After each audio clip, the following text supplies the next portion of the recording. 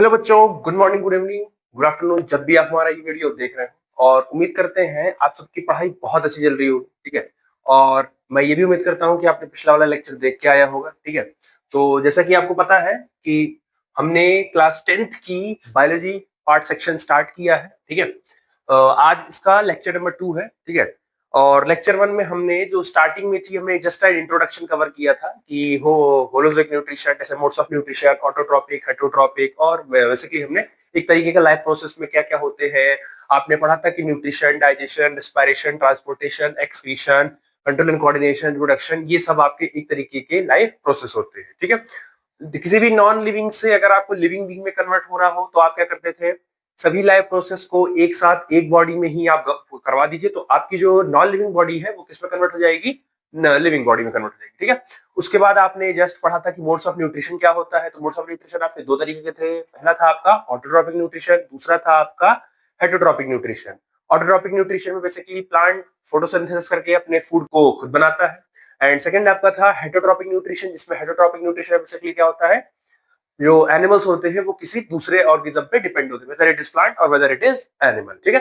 Heterotrophic nutrition में फिर separately आपका तीन पार्ट्स डिवाइडेड किया गया था, जिसमें पहला आपका क्या था, याद है, पहला पैरासिटिक सैप्रोफिटिक न्यूट्रिशन, सेकंड आपका पैरासिटिक न्यूट्रिशन, थर्ड आपका होलोजिक न्यूट्रिशन। ठीक है। तो ये आपके तीन तरीके के न्यूट्रिशन थे। सैप्रोफिटिक न्यूट्रिशन क्या थे, ठीक है, एक बार कर लेते हैं इसमें। ठीक है। सैप्रोफिटिक न्यूट्रिशन क्या थे, जो भी ऑर्गेनिज्म अपने डेड डिकेइंग मैटर से या जो भी सड़ी गली चीजों से अपना भोजन प्राप्त करते थे, उनको बेसिकली हम क्या कहते थे, उनको बेसिकली हम सैप्रोफिटिक न्यूट्रिशन कहते थे। ठीक है। और जो पैरासिटिक क्या होते थे, पैरासिटिक होते थे वो जो अपना जो भोजन है वो किससे प्राप्त करते थे,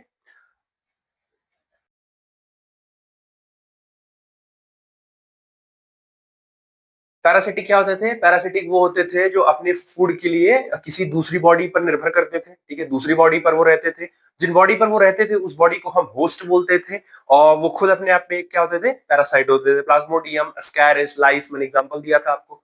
थर्ड आपका कौन सा आता था, होलोजोइक न्यूट्रिशन, जिसमें जनरली प्लांट्स, जनरली एनिमल्स क्या करते हैं, वो कॉम्प्लेक्स फॉर्म में फूड को इनटेक करते हैं और बॉडी उसको सिंपल एब्जॉर्बिव फॉर्म में ब्रेक डाउन कर देती है। ठीक है। तो यहां तक बेसिकली हमने पढ़ा था। उसके बाद नेक्स्ट आपको मैंने कहा था कि आप ह्यूमन एलिमेंट्री पढ़ोगे। ठीक है, न्यूट्रिशन इन ह्यूमन पढ़ोगे। तो उससे पहले आप फिर बेसिकली हम चलिए न्यूट्रिशन में पढ़ना है। ठीक है। तो चलिए फिर आज के लेक्चर स्टार्ट करते हैं। ठीक है। तो सबसे पहले आज के लेक्चर में हम सबसे पहले आपका पढ़ेंगे न्यूट्रिशन इन अमीबा। ठीक है। सबसे पहले हम पढ़ेंगे आपका न्यूट्रिशन इन अमीबा, जो कि बहुत इंपॉर्टेंट पोर्शन है। ठीक है। मान के चलो स्कूल के पेपर में ये 3 से 4 मार्क्स के आएंगे। ठीक है। ये आपके 3 से 4 मार्क्स के स्कूल में जो टेस्ट होते हैं, आपके मंथली हो गया, आपका हाफ ईयरली हो गया, एनुअल हो गया, जनरली उसमें ये आपके 3 to 4 मार्क्स में एक्सप्लेनेशन में देगा। ठीक है। पहले थोड़ा सा हम अमीबा के बारे में जान लेते हैं। Amoeba is an aquatic protozoa. ठीक है। एक्वेटिक होता है, एक्वेटिक इन द सेंस जो वाटर में रहते हैं एनिमल। पहली बात तो ये अमीबा जो है आपका वही तरीके का एनिमल है, lives at the bottom of the fresh water. Amoeba के पाए जाने के चांसेस ज्यादातर कहाँ पे होते हैं, फ्रेश वाटर में होते हैं। ठीक है। दूसरा क्या है, माइक्रो ऑर्गेनिज्म है। माइक्रो ऑर्गेनिज्म का मतलब होता है, जैसे माइक्रो ऑर्गेनिज्म कहते हो, that can not seen, that can not seen our naked eye, जिनको आप अपनी आंख से नहीं देख सकते हो। ठीक है, उनको बेसिकली हम कहते हैं micro organism. Animal has no mouth, याद रखिएगा, अमीबिया के पास कोई माउथ नहीं होता है, और ना ही इसके पास कोई फिक्स्ड प्लेस होता है जहां के इसका फूड इंजेस्ट हो जाए, मतलब फूड अंदर जाने के लिए कोई इसके पास मुंह नहीं होता है कि इसी रास्ते से वो मुंह अंदर जाएगा। जैसे हमारे पास मुंह है ना, कि हमारा फूड, हमारा खाना कहां से जाएगा, या मुंह से जाएगा, माउथ से जाएगा। इनके भी ऐसा कोई डिसाइडेड नहीं होता है कि जो उनका फूड होता है वो कहां से इंटर करता है। ठीक। The mode of nutrition is holozoic. Basically जो इनका मोड ऑफ न्यूट्रिशन होता है वो आपका इसको फिर से लिख देता हूँ, होलोजोइक होता है। तो मोड ऑफ न्यूट्रिशन जो होता है होलोजोइक, तो इनका जो मोड ऑफ न्यूट्रिशन है वो बेसिकली होलोजोइक होता है। And the process of obtaining food is called, ठीक है, ये कॉल्ड है आपका, इज कॉल्ड फैगोसाइटोसिस। तो ये इनका जो न्यूट्रिशन का मोड ये जनरली होलोजोइक होता है, ये होलोजोइक तरीके से ये फूड को इंगल्फ करते हैं, और ये जो प्रोसेस होता है कि ये फूड को इंगल्फ कर रहे हैं, that is process known as phagocytosis. Phagocytosis का मतलब होता है निगल लेना, ठीक है। ये अपने फूड को क्या करते हैं, डायरेक्टली निगल लेते हैं। जैसे हम अपना फूड निगलते नहीं है, हम अपना फूड खाते हैं, चबाते हैं और फिर अंदर करते हैं, बट इन अमीबा में क्या होता है कि ये अपना जो फूड होता है ये निगल लेते हैं। फैगोसाइटोसिस डायरेक्टली ये इनटेक कर लेते हैं, ठीक है। चलो अब नेक्स्ट इसमें इंपॉर्टेंट पार्ट, इसमें आपसे पूछा जाएगा, ठीक है, स्टेप्स पूछे जाएंगे 2 नंबर के, ठीक है। ये आपका पेपर में 2 मार्क्स का आ सकता है, सिर्फ आपको लिखने के लिए। तो न्यूट्रिशन में सबसे अमीबा में सबसे पहले जो स्टेप्स होता है वो इंजेक्शन होता है। इंजेक्शन का मतलब है, मैं एक शॉर्ट में अभी मैं आपको दे दूंगा। इंजेक्शन में होता है इनटेक ऑफ न्यूट्रिएंट्स। तो बेसिकली न्यूट्रिएंट्स का जो इनटेक होता है, जो लेते हैं, उस प्रोसेस को हम बोलते हैं इंजेक्शन। उसके बाद आता है आपका डाइजेशन, ठीक है। एज इट इज आप जान रहे हो, फूड आपका क्या होगा, डाइजेस्ट होगा, फूड आपका डाइजेस्ट होगा, ठीक है। आई थिंक इसमें एक पार्ट छूट गया, दैट इज कॉल्ड एब्जॉर्प्शन, ठीक है। इसमें एक पार्ट और रहेगा यहाँ पे आपका, मैं यहाँ लिख दे रहा हूँ, ठीक है, वो आई थिंक छूट गया था, एब्जॉर्प्शन, ठीक है। तो वो एक पार्ट आपका और है, ठीक है, छूट गया था, इसको आप मार्क कर लो, ये आपका एब्जॉर्प्शन। उसके बाद आपका जो फूड होता है, बेसिकली आपका जो फूड होता है वो आपका एब्जॉर्ब होगा आपकी बॉडी में। और एसिमिलेशन में क्या होता है, एसिमिलेशन का मतलब होता है utilization by the cell. Cell utilize करेगा उस फूड को, सेल यूटिलाइज करेगा। और सबसे लास्ट होता है आपका egestion, that is removal of undigested food. जो भी फूड अनडाइजेस्टेड होगा उनको ये बेसिकली क्या करते हैं, बाहर निकाल देते हैं, ठीक है। तो चलो यहां तक आपको, हमको लग रहा है क्लियर होगा आपको, ठीक है। चलो, तो ये हो गया आपका ingestion, that is intake of nutrients, ठीक है। सेकंड हो गया आपका डाइजेशन, दैट इज फूड को ये डाइजेस्ट करते हैं। थर्ड हो गया आपका एब्जॉर्प्शन, जिसमें फूड ये इनकी बॉडी एब्जॉर्ब करती है। थर्ड आता है आपका एसिमिलेशन, तो सेल्स के द्वारा उस फूड का यूटिलाइजेशन कर देना, और जो भी फूड बॉडी में डाइजेस्ट नहीं हुआ है उसको बॉडी से बाहर निकाल देना, that is removal of undigested food, is known as egestion, ठीक है।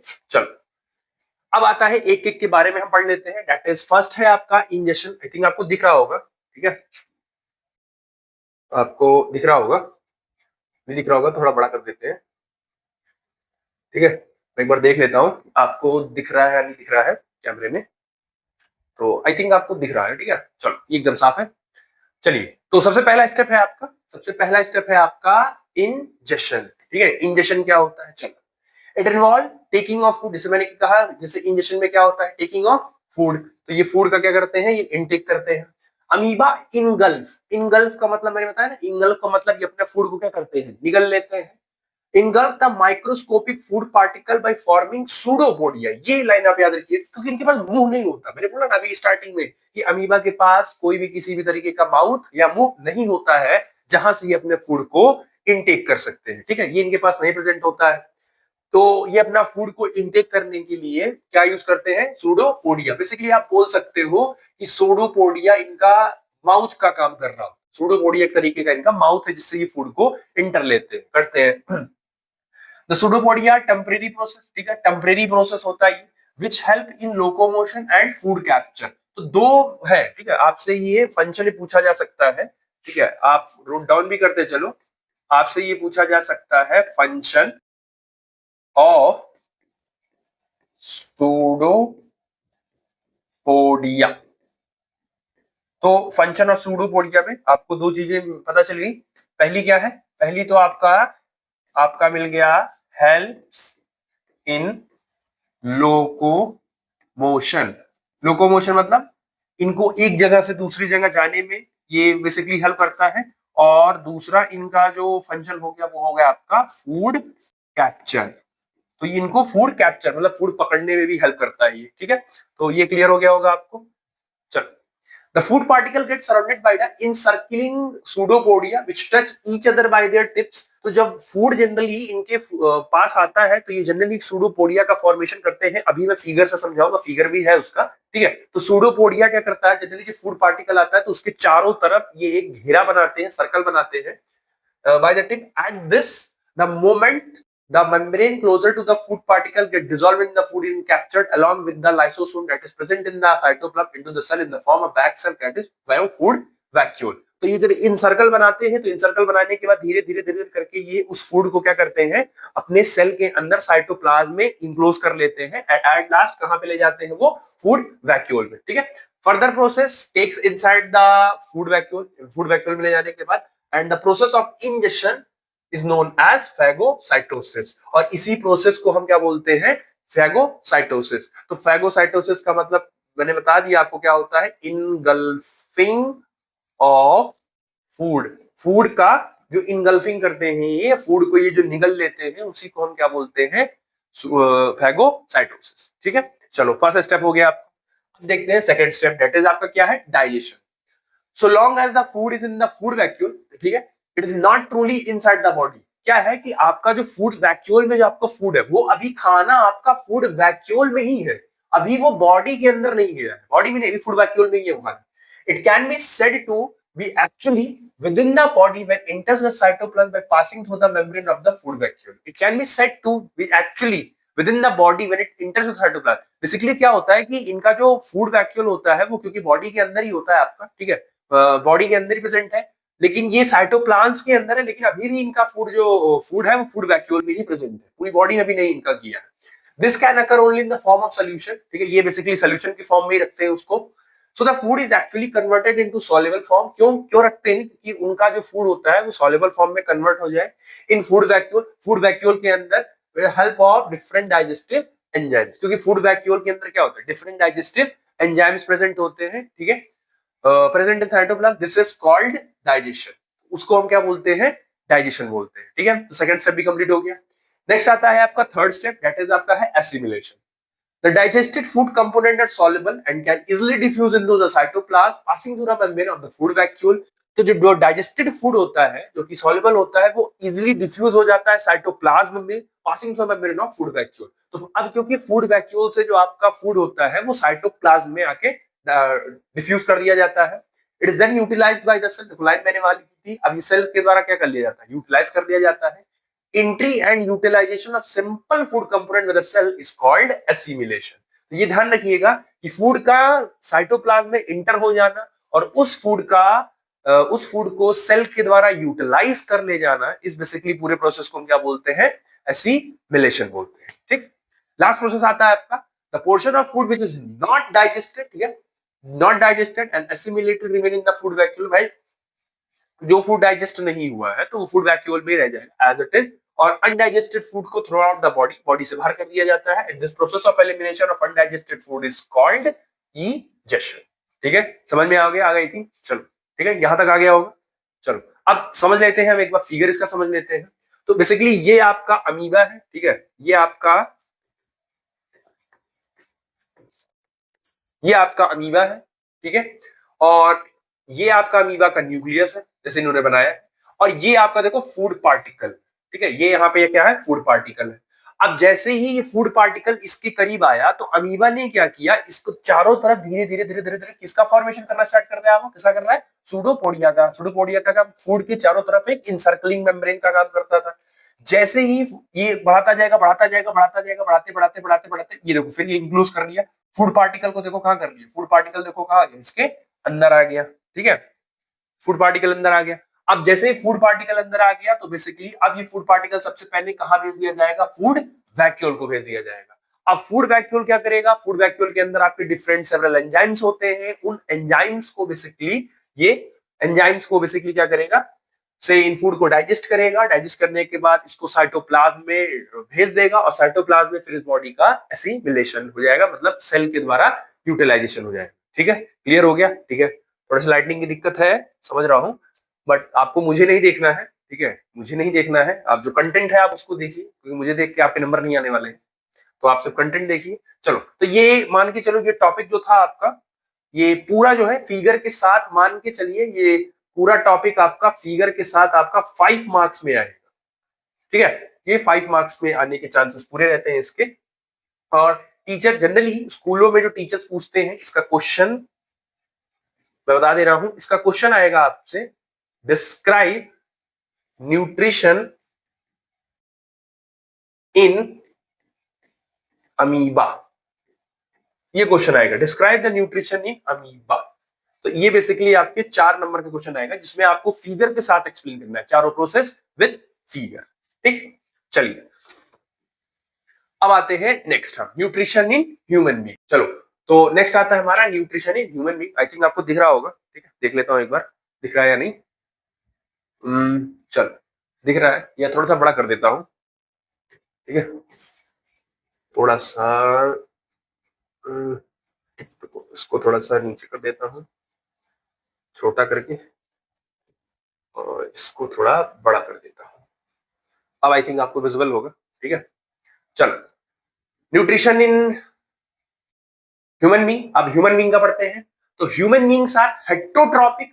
ह्यूमन बीइंग जो होते हैं वो कैसे होते हैं? बेसिकली ह्यूमन बीइंग आपके हेट्रोट्रॉपिक होते हैं, ओमनीवोरस होते हैं। ओमनीवोरस का मतलब है जो मांस भी खाते हैं और जो घास फूस, मतलब जो हर्बीवोर और कार्निवोर दोनों होते हैं, उन्हीं को हम बेसिकली ओमनीवोर्स बोलते हैं, ठीक है। In human being nutrition it takes place through the human digestive system, क्योंकि ह्यूमन में जो डाइजेशन होता है वो बेसिकली किसके थ्रू होता है? ह्यूमन डाइजेस्टिव सिस्टम के थ्रू होता है, ठीक है। ह्यूमन डाइजेस्टिव सिस्टम के थ्रू किया जाता है।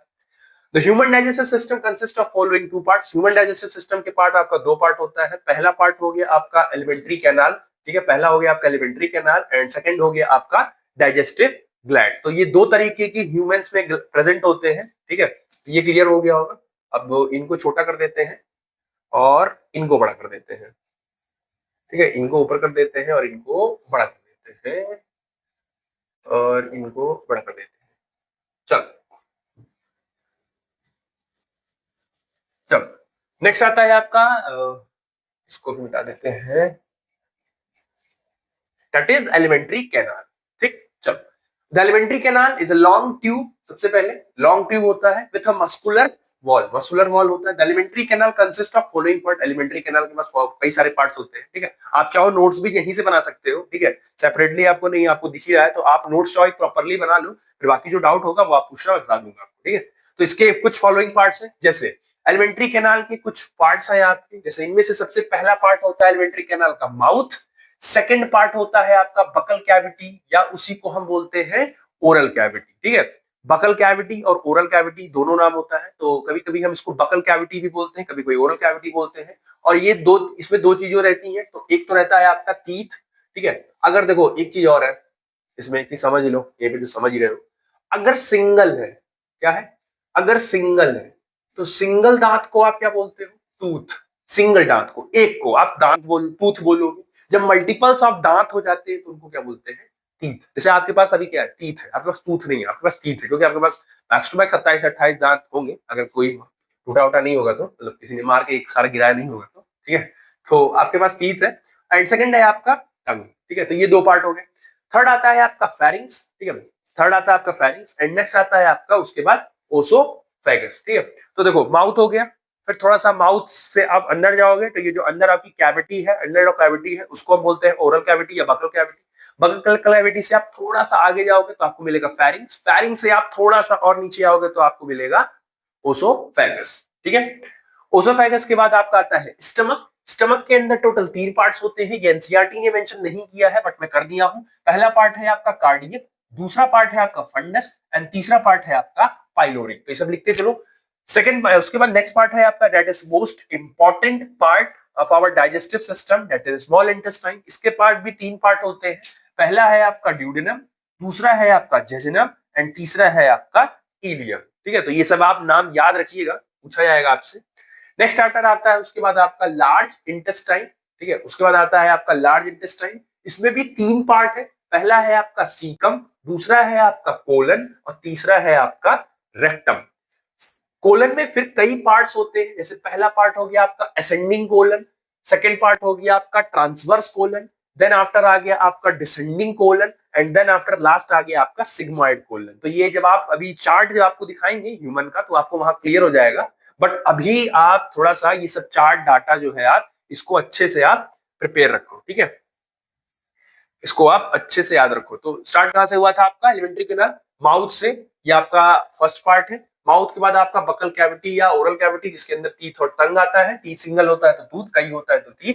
थर्ड आता है आपका फेरिंग्स एंड फोर्थ आता है आपका ओसोफेगस। अच्छा, कभी भूल भी जाए ना तो देखो ऐसे याद कर लिया करो, माउथ, फिर उसके अंदर बकल कैविटी, फिर यहाँ पे आपका फेरिंग्स, फिर उसके बाद आपका ओसोफेगस, ओसोफेगस के बाद आपका स्मॉल इंटेस्टाइन, स्मॉल इंटेस्टाइन के बाद आपका लार्ज इंटेस्टाइन, बीच में स्टमक भी है। ठीक है, स्टमक के पास तीन पार्ट है, कार्डियक, फंडस, पाइलोरी। ठीक है, स्मॉल इंटेस्टाइन के तीन पार्ट है और ये सीक्वेंस में ही है, ये सीक्वेंस में ही है कि ओसोफेगस से जब स्टमक में एंटर करोगे तो सबसे पहले तुमको कार्डियक पार्ट वाला पार्ट मिलेगा, थोड़ा सा और आगे बढ़ोगे तो फंडस वाला पार्ट मिलेगा, फिर थोड़ा सा और आगे बढ़ोगे तो पाइलोरिक वाला मिलेगा।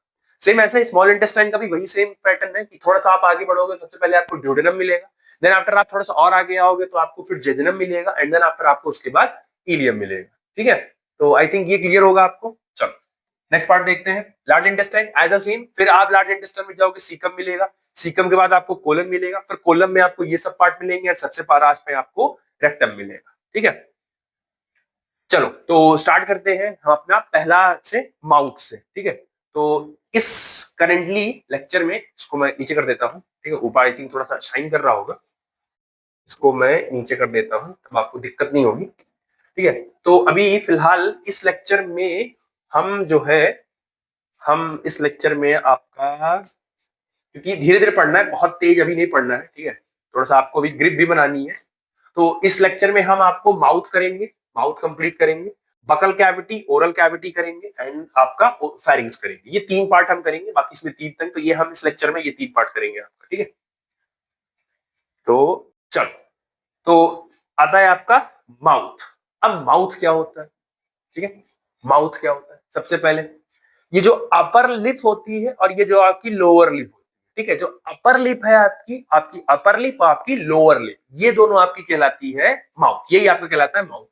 Mouth is upper most opening of the human digestive system, क्योंकि सबसे पहला ओपनिंग आपके डाइजेस्टिव सिस्टम का माउथ ही होता है। Which gives passage for injection of food, basically ये फूड के इंजेक्शन के लिए रास्ता देता है। It is guarded by two soft movable lips, two soft movable lips, तो एक अपर लिप एक लोअर लिप। ठीक है, इनटू द चैम्बर और कैविटी कॉल्ड बकल कैविटी। तो बेसिकली ये अपर लिप जो होता है, ठीक है, ये जो आपका अपर लिप हो गया और ये जो आपका लोअर लिप हो गया, तो अपर लिप और लोअर लिप बेसिकली आपका माउथ होता है जो कि फूड को एंटर करने में हेल्प करता है। ठीक है, और ये कहां खुलता है? जाके बकल कैविटी में खुलता है। ठीक, चलो थोड़ा सा इसको बड़ा कर देते हैं और किनारे कर देते हैं। चलो बकल कैविटी देखते हैं। बकल कैविटी ऐसी को ओरल कैविटी बोलते हैं। It is a large space bounded away by the palate. ठीक है, ये पैलेट लिखा है, ठीक है, मैं यहां लिख दे रहा हूं पैलेट। पैलेट का मतलब होता है ना, आप अपने मुंह में उंगली डालो और यहाँ आपका ये वाला पार्ट है जो आपका, ये ऊपर वाला जो पार्ट है इसको बोलते हैं प्लेट, जो कि आपका डिवीजन का काम करता है। ठीक है, plate below by the throat and on the sides of the jaw, basically jaw के किनारे किनारे, बेसिकली जो बीच का पार्ट हो गया जॉ के किनारे किनारे, उन्हीं को बोला buccal cavity. In human upper lip has a depression just below the nose known as philtrum. इसको क्या बोलते हैं? Philtrum, PHILTRTRUM।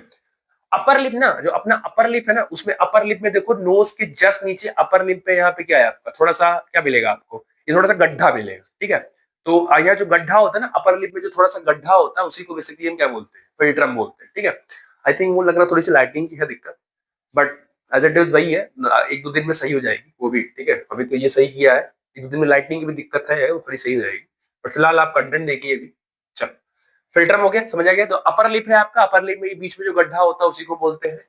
बगल cavity comprises of two parts, दो पार्ट्स होते हैं। पहला हो गया आपका टीथ, दूसरा हो गया आपका टंग। ठीक, चलो टीथ पढ़ लो, थोड़ा सा टीथ के बारे में पढ़ लो, थोड़ा बहुत पढ़ लो।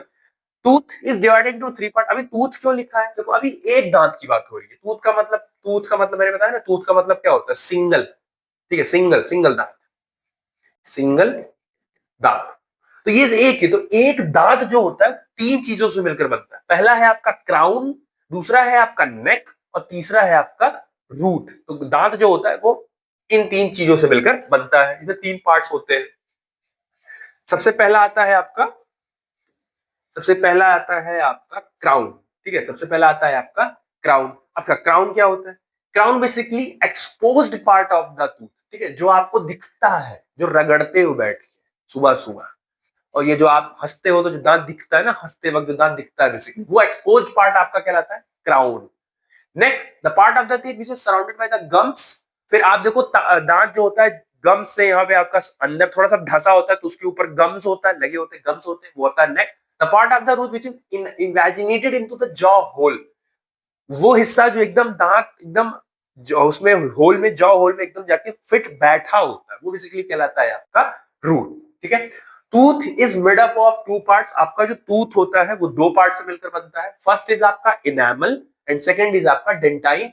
मान के चलो यहां से आपके 2 मार्क्स के क्वेश्चन पुट किए जाएंगे। ठीक है, कि टूथ किससे बनता है, इनेमल या डेंटाइन से।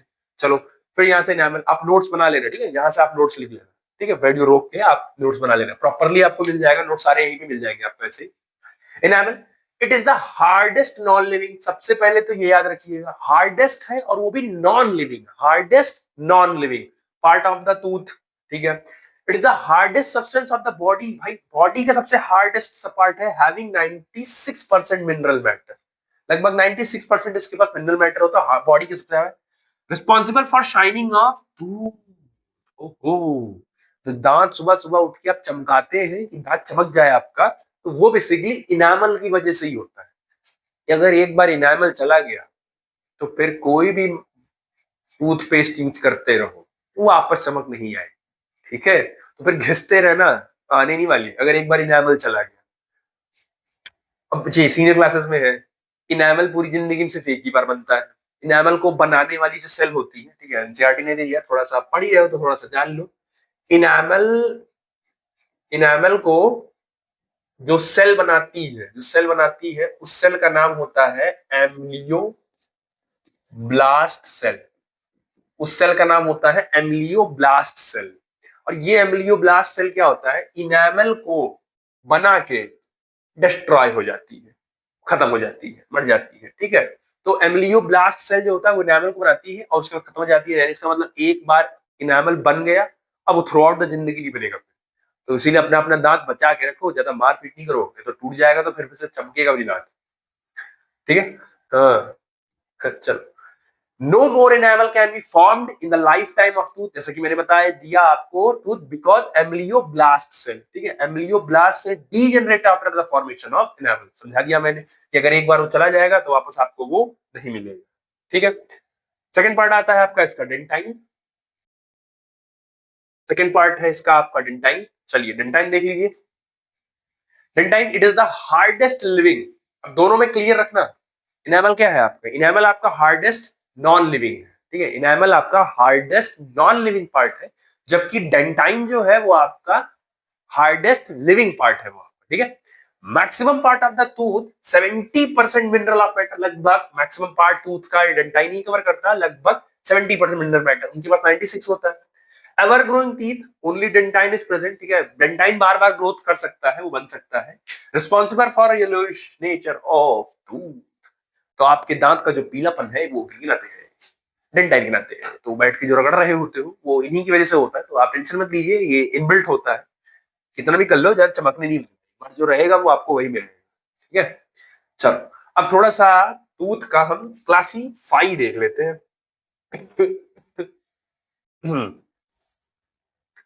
ये थोड़ा सा बड़ा कर देते हैं और इसको थोड़ा नीचे कर देते हैं, अब इसको छोटा कर लेते हैं।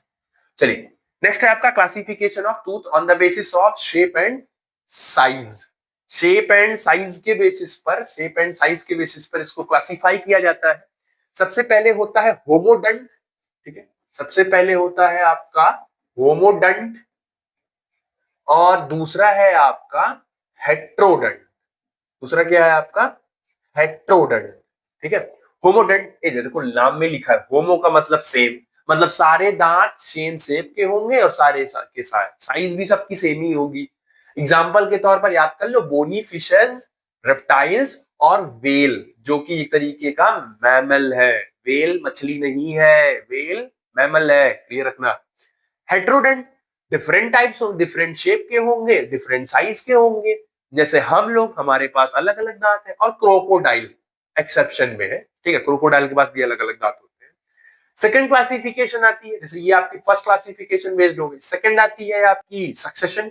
कितनी बार दांत निकल रहा है। तो अगर एक बार निकलेगा दांत, अगर एक बार निकलेगा तो उसको बोलते हैं हम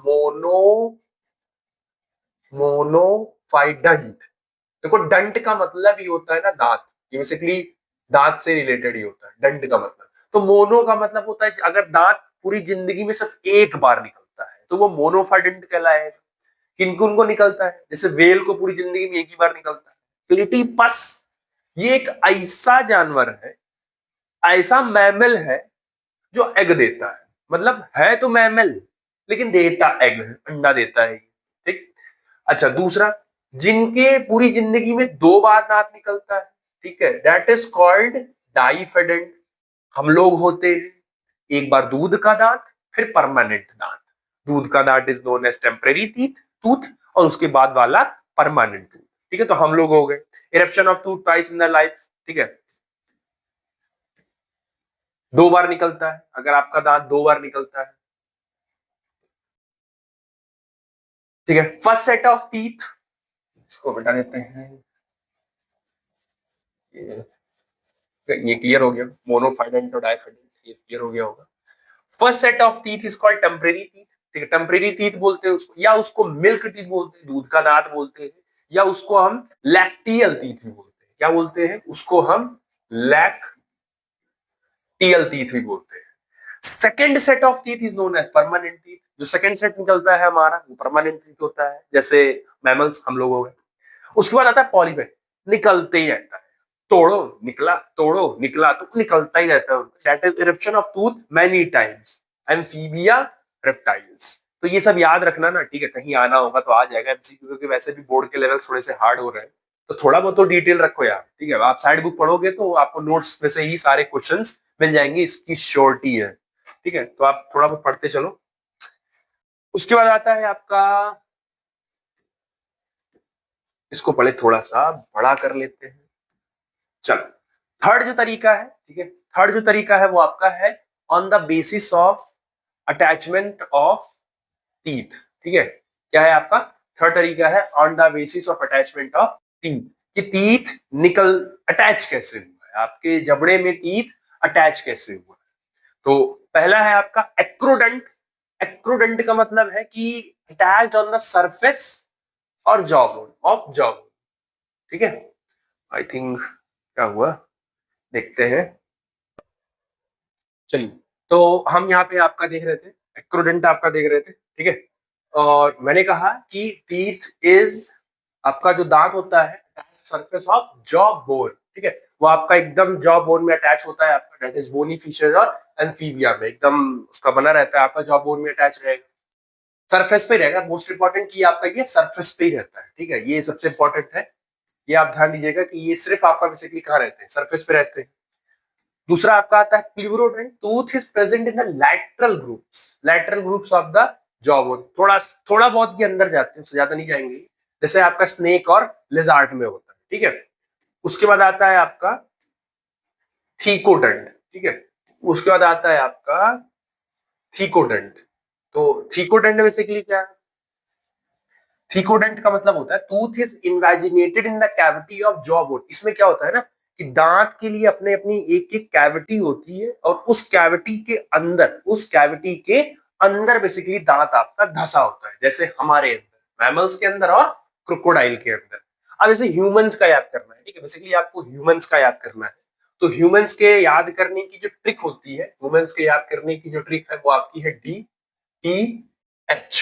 सबके घरों में DTH एक आता था, ठीक है, आप जो टाटा स्काई, सनडायरेक्ट ये सब लगाते हो बेसिकली, तो DTH आपका आता है। इसमें ह्यूमंस के लिए DTH में आपका जो D है, उस D का मतलब हो गया डाइफेडेंट, कि दांत दो बार निकलता है पूरी जिंदगी में। उसके बाद आता है आपका थीकोडेंट, ठीक है, उसके बाद आता है आपका थीकोडेंट, पूरा बकायदा आपके लिए थीकोडेंट, पूरा आपका जॉ बोन, पूरी कैविटी आपको मिलेगी। और तीसरा आता है आपका एच का मतलब है हेट्रोडेंट, क्योंकि आपके दांत डिफरेंट शेप और साइज के हैं, ठीक है। चलो, नेक्स्ट आता है फिर आपका उसी सीक्वेंस में आपका टाइप्स ऑफ टूथ। तो चार डिफरेंट तरीके के टूथ प्रेजेंट होते हैं ह्यूमन बॉडी में। इसमें से पहला है आपका इंसीजर, दूसरा है आपका कैनाइन, तीसरा है आपका प्रीमोलर एंड चौथा है आपका मोलर। तो ये आपके पास टोटल 4 तरीके के दांत होते हैं, that is incisor, canine, premolar and molar. ठीक है, चलो नेक्स्ट देखते हैं। ठीक है, पहले इनको सही कर लेते हैं यहां से, और ये आपको सीधा कर लेते हैं। ठीक है, और फिर इसको बड़ा कर लेते हैं। चलो इंसीजर के बारे में, तो इंसीजर के बारे में बेसिकली आप देख लो कि इंसीजर क्या होता है। Margin is sharp and help in cutting and biting. ठीक है, कटिंग एंड बाइटिंग के लिए यूज करते हैं यहाँ पर। ठीक है, incisor basically named as chisel teeth. Chisel teeth बोलते हैं क्योंकि चीजल का मतलब होता है ना छीनी। आपने छीनी हथौड़ी देखी होगी, तो छीनी की जो शेप होती है, आपने वो ध्यान से देखा होगा कि उसका जो छीनी होता है बेसिकली वो थोड़ा सा ऐसे होता है, फिर लास्ट में जाके वो ऐसे हो जाता है थोड़ा सा। तो बेसिकली इंसीजर वैसा ही होता है, थोड़ा छीनी की शेप का होता है, that's why this is known as chisel teeth. Sharp होता है, कटिंग बाइटिंग में हेल्प करता है। आपसे पूछा जाएगा तो बेसिकली यही पूछा जाएगा कि what is the function of incisor. ठीक है, उसके बाद आता है आपका कैनाइन। ठीक है, कैनाइन का क्या फंक्शन है। It help in it help in tearing and shearing of flesh. चीरना फाड़ना शेर में, या जितने भी ओमनीवोरस होते हैं, शेर हो गए, लायन हो गया, टाइगर हो गया, तो इनमें कैनाइन इनका बहुत मजबूत होता है शेयरिंग, क्योंकि इन्हें अपना मांस क्या करना होता है। आप भी कभी नोटिस करो, जब आप पैकेट फाड़ते हो, तो पैकेट फाड़ने के लिए आप क्या करते हो, दांत से ऐसे किनारे फाड़ते हो, ऐसे ले जाकर फिर ऐसे फाड़ते चीरते हो। तो किनारे के दोनों दांत होते हैं ना, जैसे वंपायर टीथ जैसे होता है, जो किनारे वाला ऐसे दो निकले होते हैं, तो शेयरिंग और टेयरिंग में हेल्प करता है, चीरने फाड़ने में हेल्प करता है। Well developed in carnivore, carnivore में अच्छा डेवलप होता है। हमारे अंदर वेस्टिजियल होता है। ठीक है, हमें देखो हमें कोई काम है नहीं, हमारा काम आधा हो ही जा रहा है भाई, अगर नहीं काटेंगे तो हम ब्लेड से काट लेंगे, कैंची से काट देंगे, तो हमारे लिए कोई बहुत ज्यादा हम उसका बहुत यूज नहीं करते। नेक्स्ट आता है आपका premolar, help in grinding of food, मिलाने। जैसे खाना खाया फिर उसको चबाने का भी तो काम करना है, ग्राइंडिंग ऑफ फूड का काम होता है molar. It is also use in grinding of food, grinding of food भी होता है, वही सेम काम है। It is also known as cheek teeth. Cheek teeth, cheek cheek cheek, कौन सा, चीक, चीक टीथ। तो बेसिकली आपका जो यहाँ होता है बेसिकली उसी को चीक टीथ इसलिए बोला गया। लास्ट 4 मोलर, ये इंपॉर्टेंट पॉइंट है। ठीक है, ये आपका इंपॉर्टेंट पॉइंट है। Last 4 molar are appear after 18 year, after 18 year of the age name a vestigial और विजडम टीथ। 4 मोलर दांत जो होते हैं वो आपके बेसिकली 18 साल के बाद निकलते हैं। 18 साल के बाद निकलते हैं, और वो एज अ वेस्टिजियल या उनको हम विजडम टीथ भी बोलते हैं। ठीक है, तो अभी थिंक हो गया होगा, जैसे 18 साल के हो जाओगे ना तो भी 4 बार दांत निकलेगा, और वो दांत निकलने का जो प्रोसेस होता है ना, बहुत मतलब कह सकते हो दर्द बहुत ज्यादा होता है, उस दांत निकलने में दर्द बहुत ज्यादा होता है। ठीक है, तो आई थिंक ये क्लियर हो गया होगा आपको। ठीक है, चलो नेक्स्ट देखते हैं।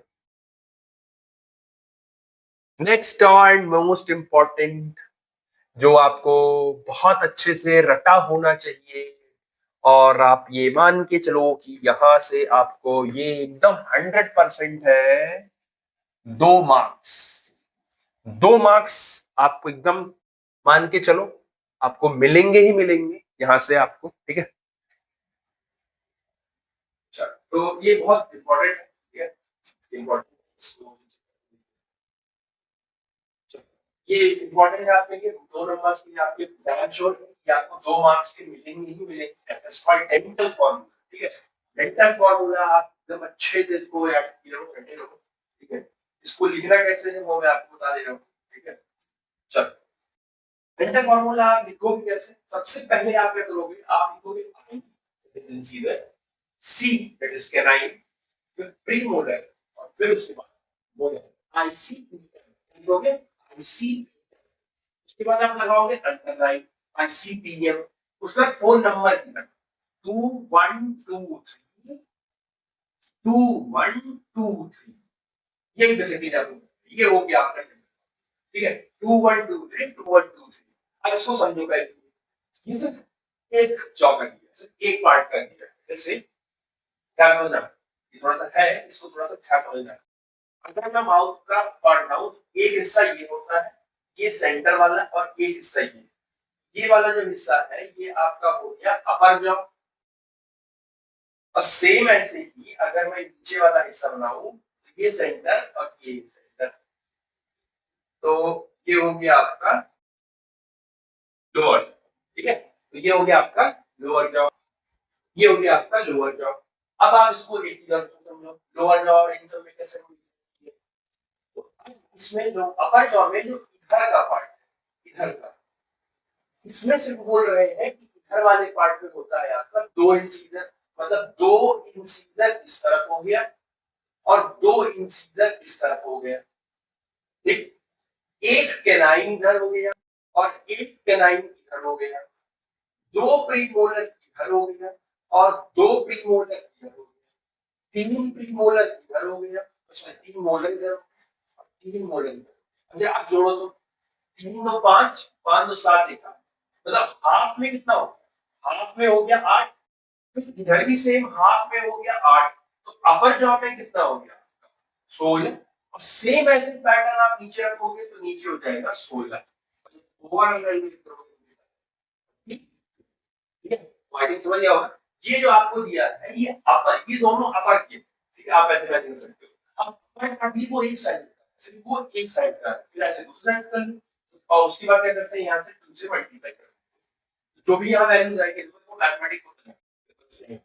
तो आईसीपीएम वैल्यू को आईसीपीएम 2123 2123 मल्टीप्लाई करो, that is known as interval, ये आइडेंटिटी, ठीक है, किसके लिए है ये आइडेंटिटी। लेकिन अगर आप चाइल्ड लिखते हो तो ठीक है, आइडेंटिटी सेट में जैसे कि आपका कर्ज ऊपर होता है ऐसे लिखा है, पूरे दांत में इंसीजर होते हैं, पूरे दांत में 8 इंसीजर, 3 मोलर, 4 कैनाइन होते हैं और 12 आपके मोलर होते हैं, ठीक है। 8 आपके पूरे दांत में 8 इंसीजर होते हैं, 8 आपके प्रीमोलर होते हैं, 4 आपके कैनाइन होते हैं और मोलर आपके 12 पूरे दांत, ये आइडेंटिटी बात। उसके बाद आता है चाइल्ड सेट, मतलब जो 17 साल से नीचे वाले, 17 साल से बड़ा कोई नहीं, 17 साल वाला कोई नहीं, तो सेम ही है, सब कुछ सेम ही है, बस मोलर ना जगह के दो दो है। हमारे जैसे एडल्ट में क्या है, एडल्ट में देखो 3 भी है और बिलो बच्चों में थोड़ा सा ये दो, तो क्योंकि बाकी के 4, एक यहाँ में या दो, फिर ऐसे ही दो का मिसवा, तो टोटल 4 का आपका डिफरेंस आया ना, और वो 4 दांत कब निकलेंगे 18 साल के बाद निकलेंगे, समझ आया। लिंक हुआ पीछे वाले से, ठीक है ना। एक यहाँ मिस हुआ और एक यहाँ मिस हुआ, तो टोटल मिसिंग कितनी आ क्या रही है, दो, क्या फर्क है, सेम ऐसे ही नीचे की भी दो की मिसिंग आएगी, तो टोटल मिसिंग कितनी हो गई 4, और हमने पढ़ा था कि 18 साल के बाद 4 मोलर निकलते हैं, 4 मोलर, इसको मैं कह रहा हूँ 2 मार्क्स का है 4, पढ़ लेना यो। चलो उसके बाद है आपका कुछ डाटा, डाटा देख लेते हैं आपका थोड़ा सा।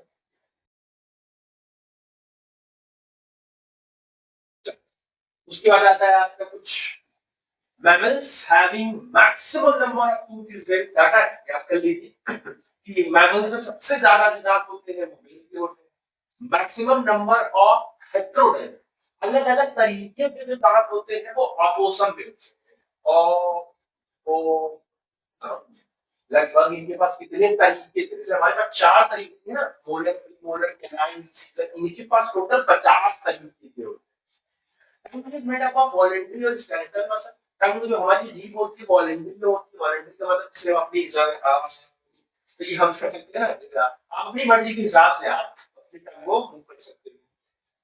Attached to the floor of the posterior part of the oral cavity via frenulum lingua, frenulum lingua, क्या लिखा है,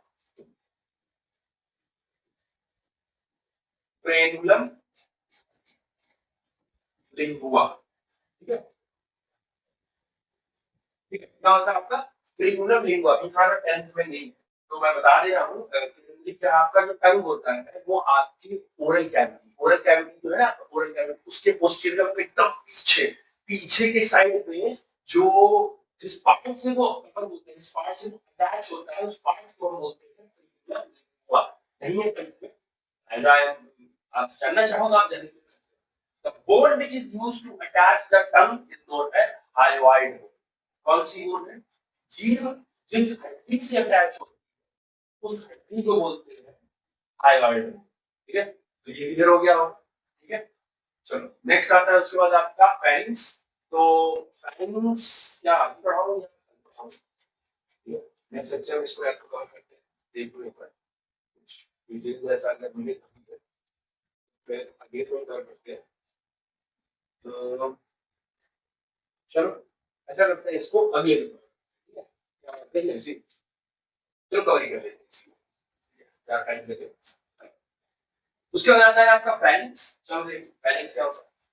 फाइनेंस बेसिकली अच्छा इसमें तो दो वर्ड आते हैं, एक हो गया आपका आइटिस, ITIS। आइटिस का मतलब होता है ना स्वेलिंग और इन्फ्लेमेशन।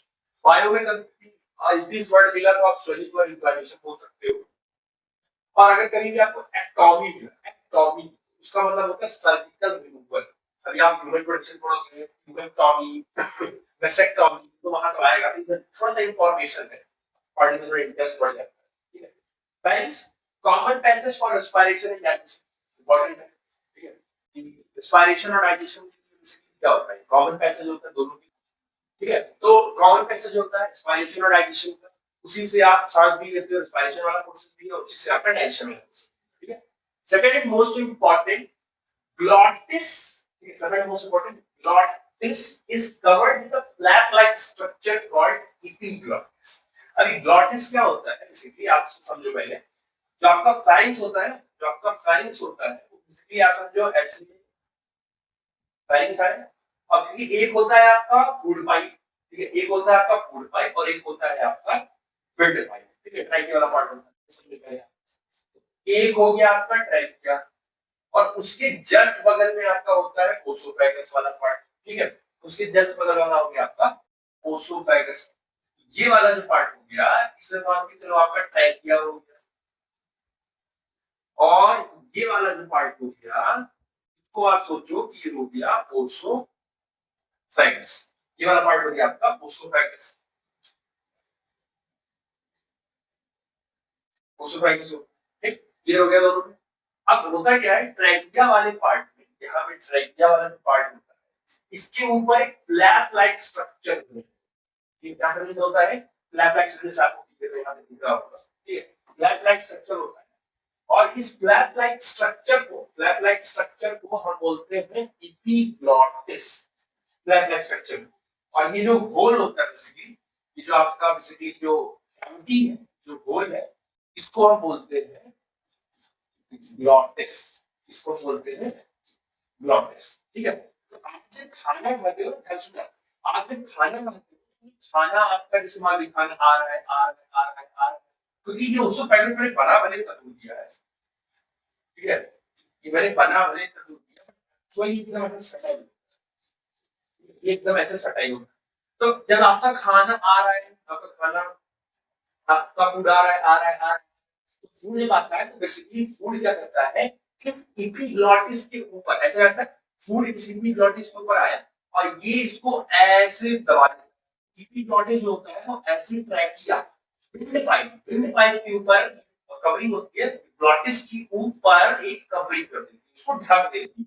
तो जब ढक देती है तो आपका फूड उस एपिग्लॉटिस से सरक के आपका फूड इसके अंदर आ जाता है, ट्रैकिया के अंदर आ जाता है, ठीक है। समझ आया क्या होता है। ट्रैकिया का जो ओपनिंग होता है उसको ग्लॉटिस बोलते हैं, उस ओपनिंग में फ्लैप लाइक स्ट्रक्चर होता है जिसको हम एपिग्लॉटिस बोलते हैं, और उसी के जस्ट बगल आपका फूड पाइप होता है, दैट इज आपका ओसोफेगस होता है। आप जब फूड खाते हो तो फारिंक्स से वो फूड आ रहा होता है, फारिंक्स से जब वो फूड आ रहा होता है तो वो फूड तुरंत आपका एपिग्लॉटिस से टकराता है, एपिग्लॉटिस से टकराता है, एपिग्लॉटिस फ्लैप लाइक स्ट्रक्चर का मूवेबल है, जैसे टकराए तो वो उसको धक्का देगा और वो ग्लॉटिस के ट्रैकिया विंड पाइप को वो कवर कर देता है। कवर करने से क्या है कि आपका जो फूड होता है वो ट्रैकिया या विंड पाइप में नहीं जाता, तो बंद हो गया और आपका फूड एपिग्लॉटिस से होता हुआ किसमें चला जाता है, ओसोफेगस में।